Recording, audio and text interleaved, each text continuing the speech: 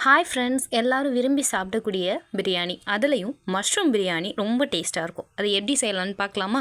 அதுக்கு தேவையான பொருள், தேவையான அளவு எண்ணெய், 1 டேபிள் ஸ்பூன் நெய், பட்டை, கிராம்பு, பிரிஞ்சி இலை, 4 கீரை, பச்சை மிளகாய், ஃப்ரெஷ்ஷாக அரைச்ச இஞ்சி பூண்டு பேஸ்ட்டு, பெரிய வெங்காயம், 1 கப் மல்லித்தலை, 1 கப் புதினா, 2 தக்காளி, 2 ஸ்பூன் தயிர், 400 கிராம் காளான், பாதி எலுமிச்சம்பழம். நான் காட்டியிருக்கப்படி ஒரு படிக்கு மட்டமாக அரிசி எடுத்துக்கோங்க. அதை நம்ம களைஞ்சி ஊற வச்சு எடுத்துக்கலாம். ஒரு பாத்திரத்தில் நம்ம எடுத்து வச்ச எண்ணெயை ஆட் பண்ணிக்கிட்டு 1 டேபிள் ஸ்பூன் நெய்யை ஆட் பண்ணிக்கிறலாம். இது நல்லா மெல்ட் ஆனதுக்கப்புறம் கிராம்பு, பட்டை இலை 3 சேர்த்து வதக்கிட்டு பச்சை மிளகாய் ஆட் பண்ணிக்கிறலாம். சேர்த்து எடுத்து வச்ச வெங்காயத்தையும் ஆட் பண்ணிக்கிறலாம். வெங்காயம் கொஞ்சம் வதங்குறதுக்கு உப்பு ஆட் பண்ணிக்கலாம். எதுக்காகனா வெங்காயம் அப்போ தான் நல்லா ப்ரௌனிஷாக வதங்கி வரும், சீக்கிரம் வதங்கிடும். உப்பு எப்போதுமே காய் ஆட் பண்ணும்போது உப்பு ஆட் பண்ணோன்னா சீக்கிரம் வதங்கிடும் நமக்கு. இப்போ எடுத்து வச்ச இஞ்சி பூண்டு பேஸ்ட்டையும் சேர்த்துக்கரலாம். இதையும் நல்லா வதக்கி எடுத்துக்கலாம். மூடி வச்சிடணும். அப்போ தான் பச்சை வாசனை சீக்கிரம் போகும். இதோட கொத்தமல்லியும் புதினாவும் ஆட் பண்ணிக்கிறலாம்.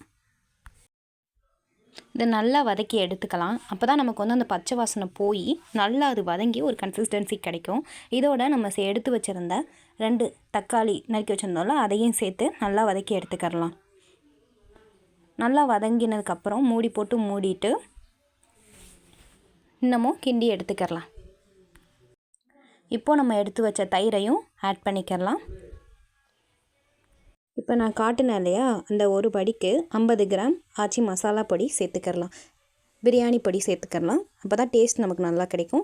அப்புறம் 400 கிராம் காளான் எடுத்து வச்சுருந்த காளானையும் சேர்த்து மெதுவாக வதக்கி எடுத்துக்கலாம். இல்லாட்டி வேகமாக நீங்கள் கிண்டினீங்கன்னா காளான் உடஞ்சி போயிடும். நமக்கு பெருசாக நம்ம போட்டபடி கிடைக்காது.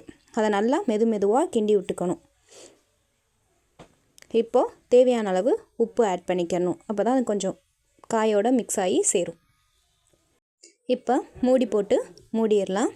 காளானில் இருந்து தண்ணியெல்லாம் இறங்கும். அந்த தண்ணியெல்லாம் கொஞ்சமாக வற்றினதுக்கப்புறம் நம்ம கிண்டி விட்டுக்கலாம். அதை நம்ம கிண்ட கொஞ்சம் கொஞ்சமாக அந்த தண்ணியெல்லாம் வற்றிடும். அதுக்கப்புறம் நம்ம சேர்த்து வச்சுருக்க அரிசியை இன்னொரு டைம் களைஞ்சி எடுத்துக்கிட்டு இப்போ நம்ம இதில் ஆட் பண்ணிக்கலாம். முன்னாடியே நம்ம ஊற வச்சுருந்தோம்ல, அந்த அரிசி தான். அதை எடுத்து ஆட் பண்ணிக்கலாம். ஆட் பண்ணிவிட்டு கிண்டிக்கலாம். இப்போ நம்ம காட்டின அந்த ஒரு படி அரிசிக்கு எவ்வளோ அரிசி எடுக்கிறோமோ, அதே எந்த பாத்திரத்தில் எடுக்கிறோமோ அதே பாத்திரத்தில் சம அளவு 1க்கு 1 தண்ணி ஊற்றி வேக விட்டுக்கலாம். இதுக்கு ஒரு இது எடுத்தோம். இப்போ அதே மாதிரியே நம்ம அதுக்கு ஒரு இது தண்ணி ஊற்றுறோம். இப்போ லெமன் சேர்த்துக்கலாம். எதுக்காகனா அரிசி அப்போ தான் உடையாமல் இருக்கும். இல்லாட்டி நமக்கு குழஞ்சி போயிடும். இப்போ மூடி போட்டு மூடிக்கரலாம். இப்போ ஒரு கொதி வந்ததுக்கப்புறம் நம்ம தனியாக சுடு தண்ணி ஒரு பாத்திரத்தில் போட்டு இப்போ தம் போட்டுக்கலாம். இப்போ சிம்மில் வச்சுட்டு 20 நிமிஷம் தம் போடுங்க.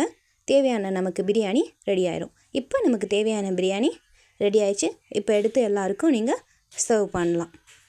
டேஸ்ட் எப்படி இருக்குன்னு சொல்லுங்கள். நம்ம சேனலை சப்ஸ்கிரைப் பண்ணிக்கோங்க.